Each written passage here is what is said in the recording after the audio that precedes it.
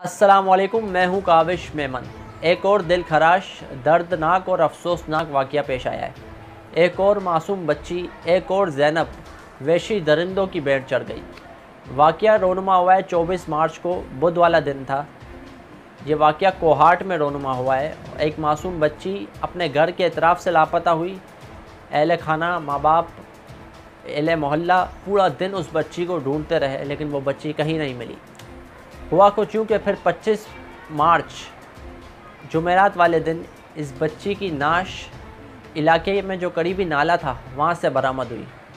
इसके बाद उस बच्ची की नाश को जो है वो अस्पताल मुंतकिल किया गया और पोस्टमार्टम जो रिपोर्ट आई है वो इंतहाई दिल दिला देने वाली है। वो इंतहाई दर्दनाक, अज़ियतनाक, और जो है ना, मतलब जो ये वीडियो सुन रहा है, जो ये वीडियो देख रहा है, यकीनन मुझे ये पूरा यकीन है कि शायद वो अपने जज्बात पे काबू ना रख सकें।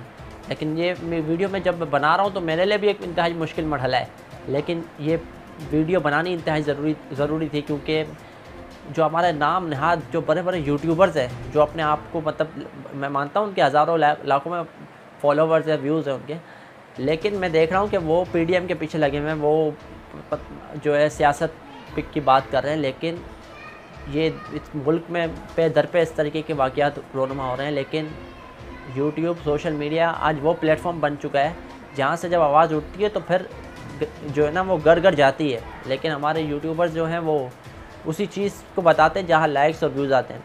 लेकिन हमने सोचा कि हम इस टॉपिक की बात करें और बात होनी भी चाहिए इस टॉपिक पर। हरीम फातिमा की जो पोस्टमार्टम रिपोर्ट सामने आई है उसमें यह कहा गया है कि बच्ची को कत्ल करने से पहले उसको जिनसी ज़्यादती का निशाना बनाया गया। जब जालिमों ने अपनी हवस पूरी कर ली तो उस बच्ची को बेरहमी और बेदर्दी से कत्ल कर दिया।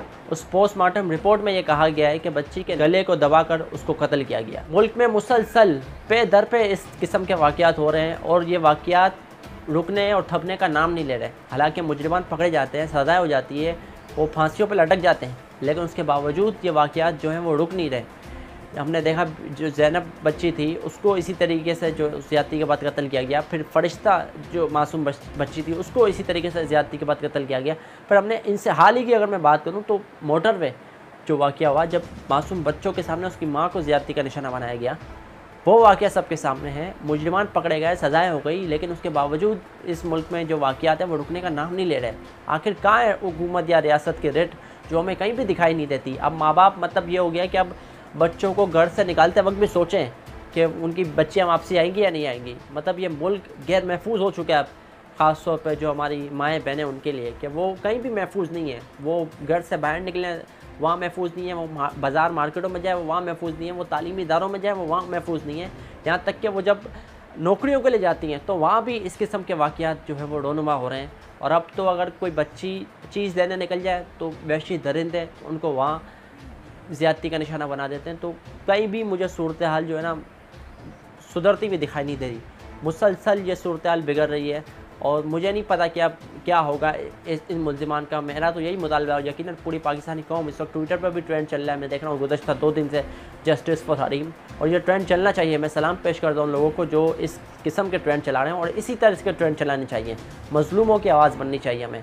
अब यहाँ पर ज़रूरी है कि वो जो भी इंतज़ामिया है, पुलिस एहलकार हैं या जो हमारी हुकूमत है, उन पर लाजिम है कि वो इस वाक़े की फ़ौरी रिपोर्ट तलब करें।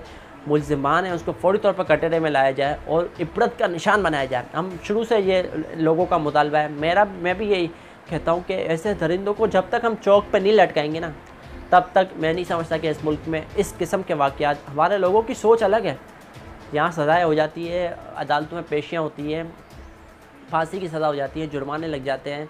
अभी इंसिडेंट हुआ जो हाल ही में हुआ था अपना मोटरवे, उसमें हमने देखा अभी अदालत का जो है इंसदाद दहशतगर्दी अदालत लाहौर का फ़ैसला आया, उसमें हमने देखा मुल्ज़िमान को फांसी की सज़ा हुई है, लेकिन वो सरेआम फांसी नहीं है। 14 साल कैद हुई है, वो 14 साल कैद काट के फांसी पर लटक जाएंगे। लेकिन इस किस्म के वाक़यात होते रहेंगे। जो ज़ैनब बच्ची थी उसके मुल्ज़िमान पकड़े गए, फांसी पर लटक गया इमरान, लेकिन वाक़यात होते गए।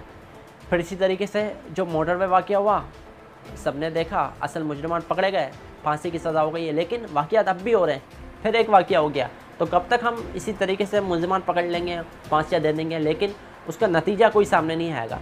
तो यहाँ पर ज़रूरी है, मैं अपनी अदालतों से ये रिक्वेस्ट करता हूँ कि खुदारा ऐसे मुजरिमान को तो सरेआम चौक पे लटका देना चाहिए कि जब वो हमारी माएँ बहनें महफूज नहीं हैं, हमारी बच्चियाँ महफूज नहीं हैं इस मुल्क में, तो फिर ऐसे दरिंदों को हम 14 साल रखें और उनसे जेल की चक्कियाँ पिसवाएं। उनको तो फौरी तौर पे आपके फ़ैसलों पर अमल दरामद होना चाहिए और इनको फौरी तौर पर सरेआम फांसी हो, तब ये लोग इबरत पकड़ेंगे। और जब पूरी कौम ये देखेगी और जो काली बहरे हैं इसमें, वो जब ये देखेंगे कि भाई हम अगर इस तरह का काम करेंगे तो फिर हमारा अंजाम यही है या शायद इससे बुरा हो, क्योंकि ये ज़रूरी है, हमें दिखाना ज़रूरी है। हम फैसले तो चलें ठीक है, अदालत ने फैसला कर दिया कि मोटरवे जो वाक़या उनके मुजरिमान को ये सज़ा है, लेकिन जब तक ये लोग सरेआम नहीं लटकेंगे तब तक आप ये मेरी बात लिख लें, क्योंकि मैं देखते हुए आ रहा हूँ पिछले कई बरसों से या पिछले कई महीनों से मैं ये वाक़यात देख रहा हूँ। और मैं ये भी देख रहा हूँ कि मुलज़िमान पकड़े जाते हैं और सज़ाएँ हो जाती है, लेकिन वाक़यात नहीं रुक रहे, वाक़यात मुसलसल हो रहे हैं। मैं यहाँ पर हुकूमत पाकिस्तान और वज़ीर आज़म से ये रिक्वेस्ट करता हूँ कि खुदारा वो इस वाक़े का नोटिस लें